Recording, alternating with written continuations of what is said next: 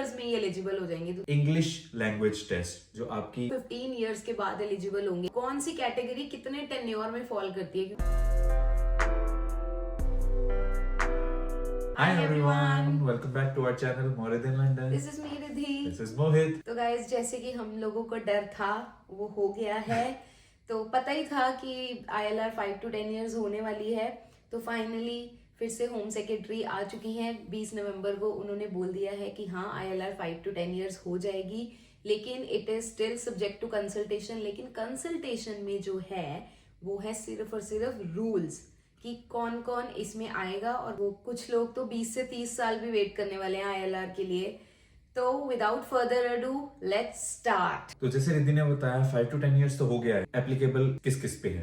तो जो भी 2021 ऑनवर्ड्स यहाँ पे आ रखे हैं, जैसे 1 जनवरी 2021 से यूके में है किसी भी वीजा रूट से, वो सब पे ये रूल एप्लीकेबल होने वाले हैं।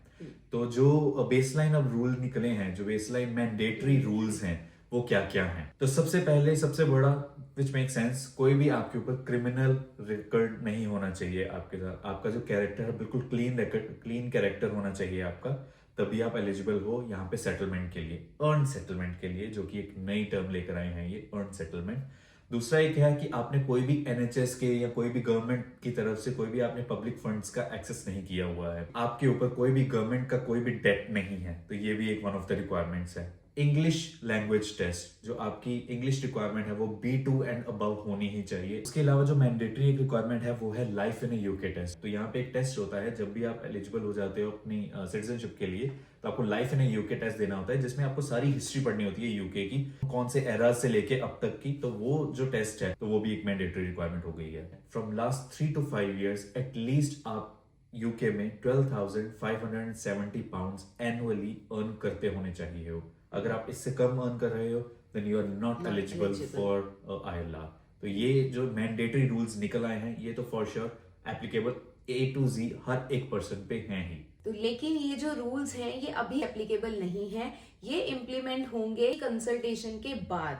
तो बेसिकली ये कंसल्टेशन होगी फरवरी 2026 तक। जैसे ये कंसल्टेशन एंड होगी तो इन मार्च और अप्रैल 2026 में बेसिकली हम लोग या आप लोग जो देख रहे हो या कोई भी नॉन प्रॉफिट ऑर्गेनाइजेशंस है, कोई भी स्टेक होल्डर्स हैं, वो सब अपनी क्वेरीज रख सकते हैं कि हाँ हमें ये नहीं चाहिए। हमें अपनी फीडबैक डाल सकते हैं। फीडबैक है, सर्विस चलेंगे, लेकिन हाँ वो डिपेंड करता है कि गवर्नमेंट उन बातों को सुनेगी या अपने अकॉर्डिंगली जो भी उन्होंने फाइनल किया हुआ है वही रूल्स इंप्लीमेंट करते हैं। एंड डिसीजन अगेन वो गवर्नमेंट का ही रहेगा, लेकिन हाँ हमारे पास एक अपॉर्चुनिटी है फॉर दीज 12 वीक्स अपने पॉइंट्स रखने का। तो मेक श्योर आप रखो अपने पॉइंट्स, इंपॉर्टेंट हैं। तो अब हम जाते हैं नेक्स्ट कि अब क्या क्या रिडक्शंस हुई हैं, कौन सी कैटेगरी कितने टेन्योर में फॉल करती है, क्योंकि 10 इयर्स हो गया है लेकिन कुछ इसमें फर्दर रिडक्शंस भी होंगी। कोई लोग 3 साल में, कोई लोग 5 साल में, कोई 15 और 20 और 30 साल में भी जाएंगे। तो जो एक बेसलाइन टेन्योर ये लेकर आए हैं that is 10 years. Now depending on some things आपका या तो वो 10 इयर्स से रिड्यूस हो सकता है या 10 इयर्स से इंक्रीज हो सकता है। तो वो चीजें क्या है, तो वो ऑप्शंस क्या है हमारे लिए। तो सबसे पहले अगर आप इनोवेटर वीजा पे हो या ग्लोबल टैलेंट वीजा पे हो, तो जो आपका 10 इयर्स का बेसलाइन टाइम था वो डायरेक्ट रिड्यूस हो जाएगा टू 3 इयर्स।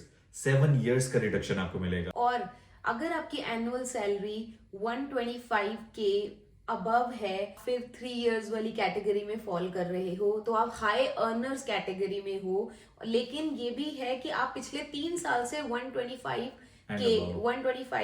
अबव ही होने चाहिए हो। तो ऑब्वियसली यार जो लोग कंट्रीब्यूट कर रहे हैं 125K अगर कोई कमा रहा है तो वो बहुत अच्छा कंट्रीब्यूट कर रहा है यूके की इकोनॉमी में, तो उसको तो क्यों ही निकालेंगे। लेकिन बेस्ट ये हो गया उन लोगों के लिए कि वो 3 इयर्स में ही एलिजिबल हो जाएंगे। नेक्स्ट आता है स्पेशली फॉर स्किल्ड वर्कर्स। ये सब स्किल्ड वर्कर वीजास की ही कैटेगरी है। High earners 125K। नाउ तो अगर आप 50,000 के अबव हो, अगर आपकी सैलरी पास्ट 3 इयर्स से, तो आप 5 इयर्स में ही एलिजिबल हो। इसके अलावा अगर आप पब्लिक सर्विस में जॉब कर रहे हो या आप एज ए डॉक्टर काम कर रहे हो, एज ए नर्स काम कर रहे हो, तो आप लोगों को भी डायरेक्ट 5 इयर्स का रिडक्शन है। दैट मीन्स आप एलिजिबल हो फॉर ILR इन 5 इयर्स। तो आपके लिए भी नो मेजर चेंज। एक रिडक्शन और आप ले सकते हो जो कि 1 साल का रिडक्शन हो सकता है। जो मैंडेटरी रिक्वायरमेंट है that is B2 English level, लेकिन अगर आप C1 लेवल क्लियर कर लेते हो तो आपको 1 साल का डिस्काउंट मिल जाएगा। इसके अलावा अगर आप डिपेंडेंट हो किसी ब्रिटिश सिटीजन के, तो भी आपको 5 साल का डिस्काउंट मिलेगा, जो कि पहले भी 5 साल ही था, लेकिन अब 10 इयर्स बेसलाइन करके 5 साल का डिस्काउंट मिल जाएगा। तो no change for you as well.